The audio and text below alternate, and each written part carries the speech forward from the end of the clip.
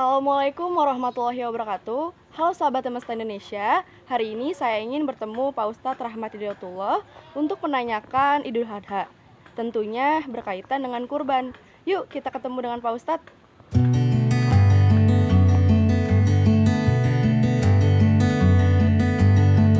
Assalamualaikum Pak Ustadz. Waalaikumsalam warahmatullahi wabarakatuh. Pak Ustadz udah nyampe sini. Alhamdulillah. Maaf ya Pak kalau saya telat.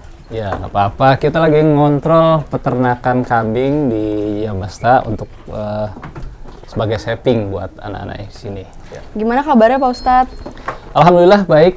Kebetulan cuacanya juga cerah dan kita dalam kondisi sehat ya. Lagi sibuk apa ya Pak Ustadz?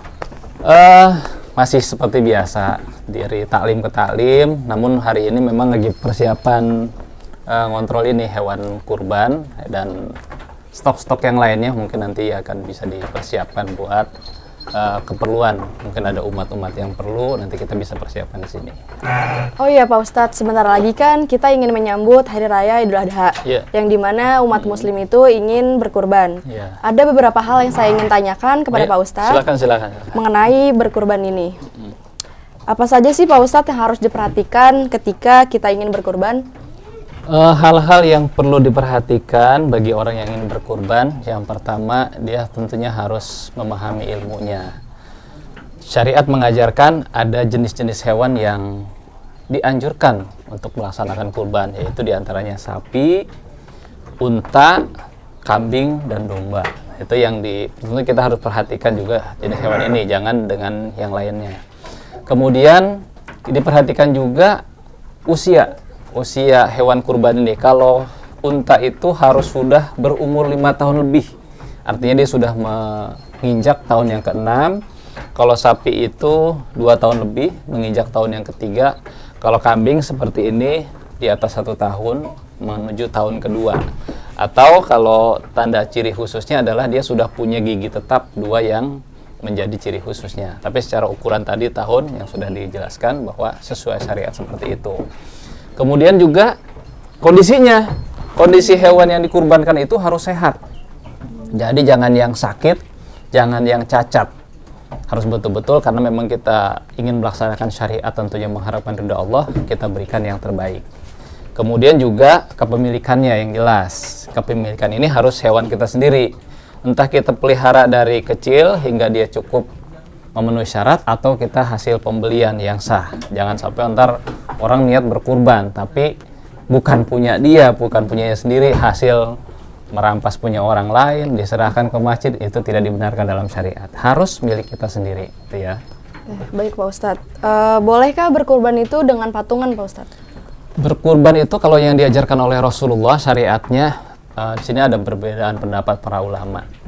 Yang diajarkan berpatungan itu adalah sapi untuk 7 orang, ya. Kemudian kalau kambing ini untuk 1 orang.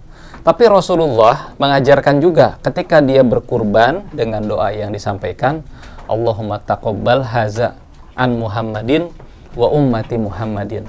Jadi ya Allah, terimalah kurban ini dari Muhammad dan umatnya Muhammad. Kalau kita pahami letterleknya hadis itu, berarti kurban itu sudah diwakili oleh Rasulullah dengan untuk umatnya Muhammad. Tapi hari ini kita diajarkan orang yang berkemampuan, kita juga diajarkan dalam surat Al-Kautsar, inna a'tainakal kautsar fasholli li rabbika wanhar. Kita disuruh melihat bahwa kita sudah menerima begitu banyak nikmat dari Allah. Allah sudah memberikan kita nikmat yang banyak, maka kita disuruh sholat, fasholli li rabbika wanhar, dan berkorbanlah. Maka ini juga menjadi syariat dalam Islam, bahwa umat Islam punya kesempatan untuk berkurban, melaksanakan hari kurban di Idul Adha ini, ya. Oke, baik Pak Ustadz. Bolehkah hewan kurban yang disembelih sebelum waktunya karena sakit atau mati Pak Ustadz? Kurban disembelih sebelum waktunya karena sakit, tapi niatnya kurban, ya. Nah, sekali lagi kita melaksanakan kurban ini, asal katanya kurban itu qoroba, mendekatkan diri kita kepada Allah.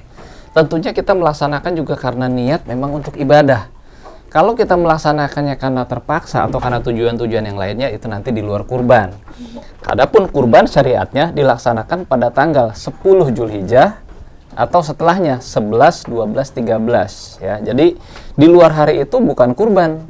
Misalnya tanggal 9 Zulhijjah itu belum waktunya kurban, atau setelah tanggal 14 Zulhijjah itu bukan hitungannya kurban. Kurban itu adalah syariat yang sudah ditetapkan pelaksanaannya. Sebagaimana amaliyah Ramadan ya dilaksanakan pada bulan Ramadan, haji pada bulan haji. Begitu pula kurban hanya dilaksanakan tanggal 10, 11, 12 dan 13 Zulhijjah. Jadi nggak ada di hari lain ya.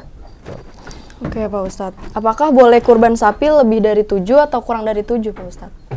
Lebih dari 7, maksudnya kurban sapi untuk 7 orang. Untuk 7 orang ya harusnya 7 orang atau lebih dari 7 tidak, tapi memang sudah ditetapkan dalam syariat harus 7 orang. Kalau kurang tambah patungan dengan anggota-anggota yang lainnya, bisa untuk keluarga yang sudah almarhum atau siapa yang kita niatkan kurbannya. Jadi memang sudah ditetapkan 7 sapi per 7 orang atau jangan sampai kurang dan tidak boleh lebih gitu ya.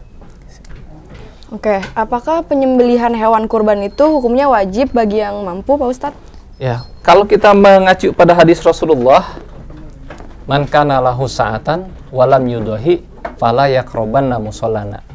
Siapa yang punya sa'ah, waktu, kesempatan untuk berkurban, punya kesempatan, punya kemampuan, tapi dia tidak mau berkurban, fala yaqrabanna musallana, kata Rasul gitu. Jangan sekali-kali mendekati musolahku.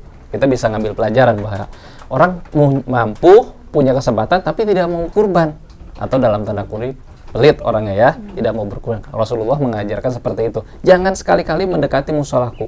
Perasaan kita gimana? Rasul punya musola, punya masjid atau punya tempat ibadah, kita nggak boleh mendekatinya. Berarti kita tidak termasuk dalam umatnya. Maka dianjurkan sekali orang yang punya kesempatan dan punya kemampuan, maka segera ditunaikan kurbannya. Ya, itu sebagai bentuk ibadah kita kepada Allah. Duh Pak Ustadz, lama-lama di sini penciuman saya agak terganggu. Oh Pak Ustadz. iya, maklum lah kalau di kambing ya. di luar ngobrolnya biar nyaman. Oh ya boleh, silakan nanti saya temenin sana ya. Nah Pak Ustadz di sini aja ya Pak, Ya. karena adem. Alhamdulillah, boleh silakan. Nah, selanjutnya Pak Ustadz, bagaimanakah hukum mengenai arisan akikoh dan kurban yang hari ini banyak dilakukan oleh masyarakat? Ya, untuk arisan sebetulnya ada beberapa perbedaan pendapat ya. Karena arisan itu termasuk hal yang meragukan.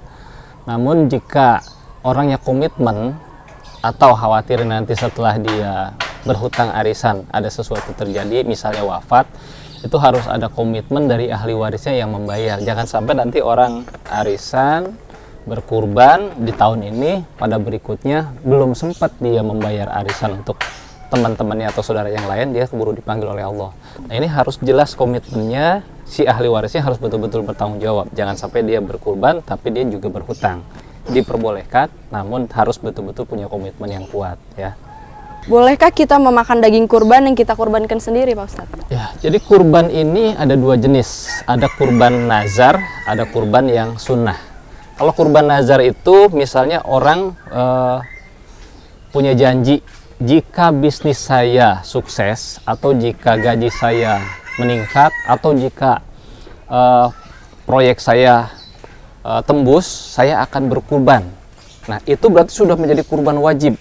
Kurban wajib itu orang yang berkurban tidak diperbolehkan untuk memakan dagingnya.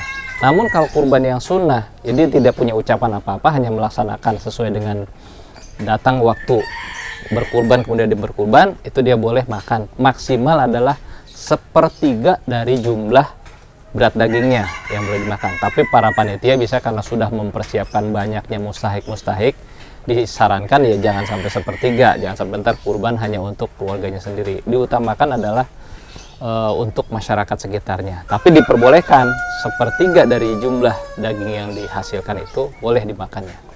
Alhamdulillah, terima kasih Pak Ustadz yang sudah Sama-sama. menjelaskan makna berkurban. Ya. Insya Allah bermanfaat untuk saya dan sahabat yang setia di rumah. Amin, amin ya rabbal alamin. Sehat-sehat ya, Insyaallah. Pak Ustadz. Alhamdulillah. Nah, insya Allah apa yang saya sampaikan jika benar datangnya dari Allah, dan jika ada kesalahan tentunya dari pribadi saya. Semoga kurban tahun ini, terutama di Mesta Indonesia, meningkat dari tahun-tahun Amin, sebelumnya, ya dan Rabbal semua orang-orang yang berhak menerimanya terdapat kami salurkan pada mereka semuanya. Baik. Nah, sahabat Mesta Indonesia, sudah dijelaskan apa yang harus diperhatikan dalam berkurban. Semoga apa yang disampaikan Pak Ustadz tadi bermanfaat untuk kita semua dan sahabat Mesta di rumah. Saya Zahra Febrianti Lubis, mohon pamit undur diri. Terima kasih. Wassalamualaikum warahmatullahi wabarakatuh. Waalaikumsalam warahmatullahi wabarakatuh.